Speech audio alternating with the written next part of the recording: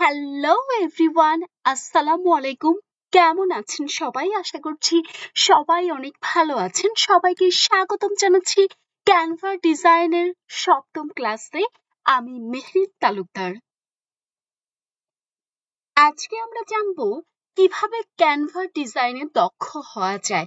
অর্থাৎ ক্যানভা ডিজাইনে দক্ষ হতে হলে কিছু পদ্ধতি অনুসরণ করতে পারেন। যেমন নাম্বার 1, টেমপ্লেট ব্যবহার করুন। ক্যানভায় প্রচুর টেমপ্লেট পাওয়া যায়।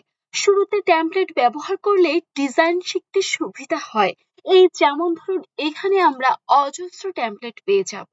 ফার্স্টে আপনারা টেমপ্লেট ব্যবহার করে বিভিন্ন ধরনের ডিজাইন প্র্যাকটিস করতে পারেন। এরপর আপনারা যখন প্রো হয়ে যাবেন তখন অবশ্যই টেমপ্লেট ছাড়া ডিজাইন তৈরি করতে পারবেন। টেমপ্লেট ছাড়া যদি আপনারা ডিজাইন তৈরি করতে চান সেই ক্ষেত্রে ফার্স্টে আপনাদেরকে একটি পেজ নিয়ে নিতে হবে। একটি ফাঁকা পেজ নিয়ে দেন আপনাদেরকে ডিজাইন করতে হবে। এখন অনেকে হয়তোবা বুঝতে পারছেন না যে ফাঁকা পেজটি আমরা কিভাবে নিব, একদম এমটি পেজ নিয়ে কিভাবে ডিজাইন করব। সেই ক্ষেত্রে আমরা টেমপ্লেটে ক্লিক করে ক্রিয়েট ডিজাইনে চলে যেতে পারি এবং কাস্টম সাইজে গিয়ে এখানে 1000 বাই 1000 দিয়ে দিতে পারি এবং ইউনিটস পিক্সেল দিয়ে দিতে পারি অ্যান্ড দেন আমরা ক্রিয়েট নিউ ডিজাইনে ক্লিক করতে পারি। এই যে দেখুন কি চমৎকার ভাবে আমাদের সামনে চলে এসেছে একটি নিউ পেজ, যেটাতে আমরা সম্পূর্ণ নতুন ভাবে ডিজাইন তৈরি করতে পারি। আমি খুব শর্ট টাইমের মাঝে একটি ডিজাইন তৈরি করে আপনাদের দেখাচ্ছি, জাস্ট একটা এক্সাম্পল হিসেবে। সো এখানে আমি এই পেজটা ব্যাকগ্রাউন্ড কালার হিসেবে যে কোনো একটি কালার পছন্দ অনুযায়ী নিয়ে নিতে পারি। সো আমি এখানে ব্ল্যাক অ্যান্ড ব্লু কালারটি নির্বাচন করে নিয়েছি ব্যাকগ্রাউন্ড হিসেবে। এরপর আমি এখানে হচ্ছে আমার একটা ছবি নিয়ে নিতে পারি।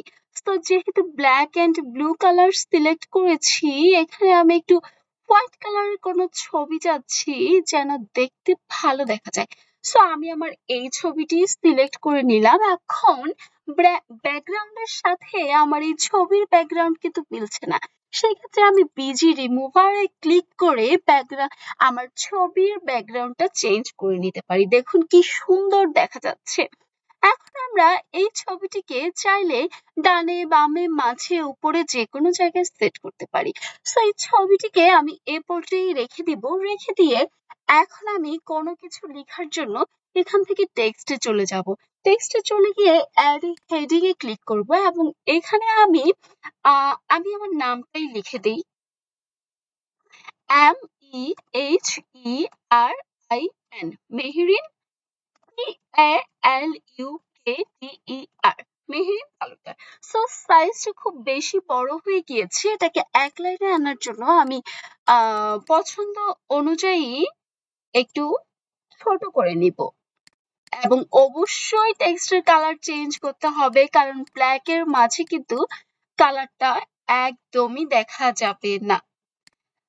সো আমি এটা পছন্দ অনুযায়ী সামঞ্জস্য একটি জায়গায় বসিয়ে নিয়েছি এবং আমি কি করব, টেক্সটের কালারটি চেঞ্জ করে নিব।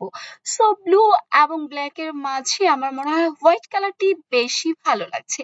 সো হোয়াইট কালারটি বসিয়ে দিয়েছি এবং আমি এই টেক্সটটি আরো একটু উপরে বসাতে চাচ্ছি। এনিওয়েজ, এখন আমি এর নিচে আরো কিছু লিখতে চাচ্ছি। সো আরো কিছু লেখার জন্য এখন আমি অ্যাড এ সাব হেডিং এ ক্লিক করে নিয়েছি। অ্যাড এ সাব হেডিং এ ক্লিক করার পর এখানে একটি বক্স চলে এসেছে, যেটার ভেতর আমরা আরো কিছু লিখতে পারি। সো এখন আমি লিখবো ডিজিটাল মার্কেটিং এক্সপার্ট।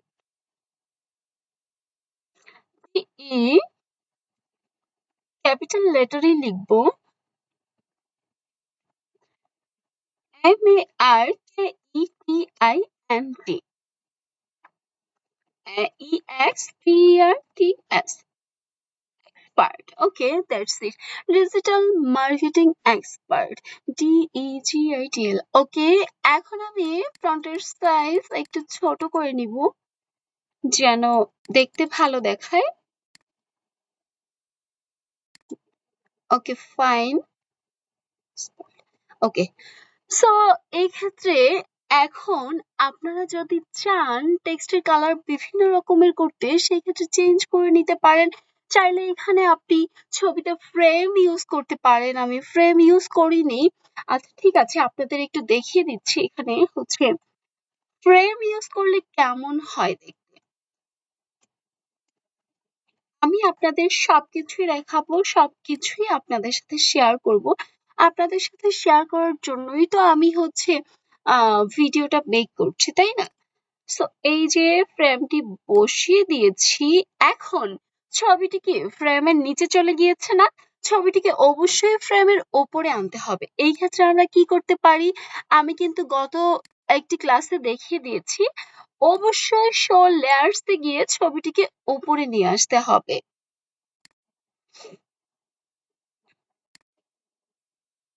এই যে দেখুন ফ্রেমের ভেতর কি চমৎকার ভাবে আমার ছবিটি সেট হয়ে গিয়েছে।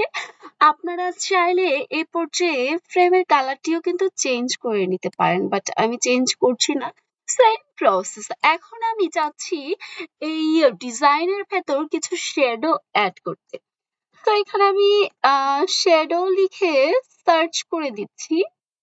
সো আপনারা যদি এই ক্ষেত্রে ব্লু শ্যাডো চান, ব্লু শ্যাডো সিলেক্ট করতে পারেন। স্কাই ব্লু এই যে নিচে আছে দেখুন, যে কোনো কিছু অ্যাজ ইউর উইশ। তো এখান থেকে আমি কিছু শ্যাডো সিলেক্ট করে নেই।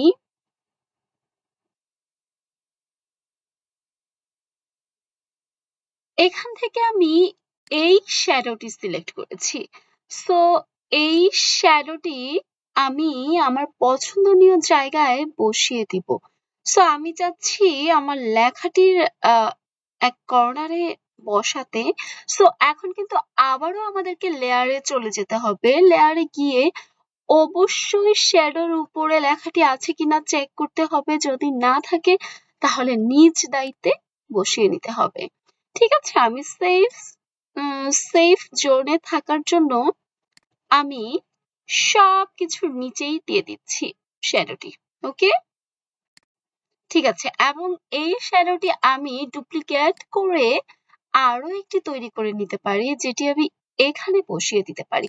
এখনো আবার আমাকে চেক করে নিতে হবে। এই যে দেখুন লেখার উপরে চলে গেছে। সো এটাকে অবশ্যই আমার নিচে নামিয়ে দিতে হবে। শ্যাডো ঠিক মতো আছে কিনা সেটা অবশ্যই খেয়াল রাখতে হবে। এখন আমি যদি চাই এখানে কিছু সার্কেল ইউজ করতে, সো এখান থেকে আমি সার্কেল লিখে সার্চ করলাম। এখন দেখি কোন শেপটা, কোন সার্কেলটা ইউজ করা যায়।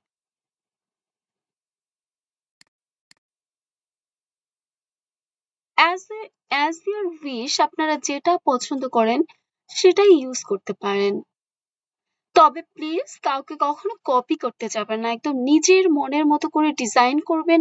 ইউনিক ডিজাইন হবে এবং ক্লায়েন্টও খুশি হয়ে যাবে, আপনিও খুশি হয়ে যাবেন। এখন আপনারা চাইলে শ্যাডোর কালারটা কিন্তু চেঞ্জ করে নিতে পারেন। হ্যাঁ, সেইখান থেকে আমি এই কালারটাই প্রেফার করছি, যেহেতু ব্লু থিমের মাঝে করছি। এবং শ্যাডোটাও আমি ডুপ্লিকেট করে নিয়ে এখানে আমি বসিয়ে দিয়েছি। অনেক সুন্দর লাগছে না? সো এইরকম সুন্দর সুন্দর ডিজাইন কিন্তু করতে হবে প্রত্যেকের ক্ষেত্রে। সো এই যে আমি আরো একটি ডিজাইন তৈরি করে নিয়েছি। তো আজকের মতো এ পর্যন্তই। পরবর্তী ক্লাসে আরো অনেক কিছু আপনাদের সাথে শেয়ার করব। সবাই অনেক ভালো থাকবেন, সুস্থ থাকবেন, সুন্দর থাকবেন সেই প্রত্যাশা রেখে আজকের মতো এখানেই বিদায় নিচ্ছি। আল্লাহ হাফেজ। ধন্যবাদ সবাইকে।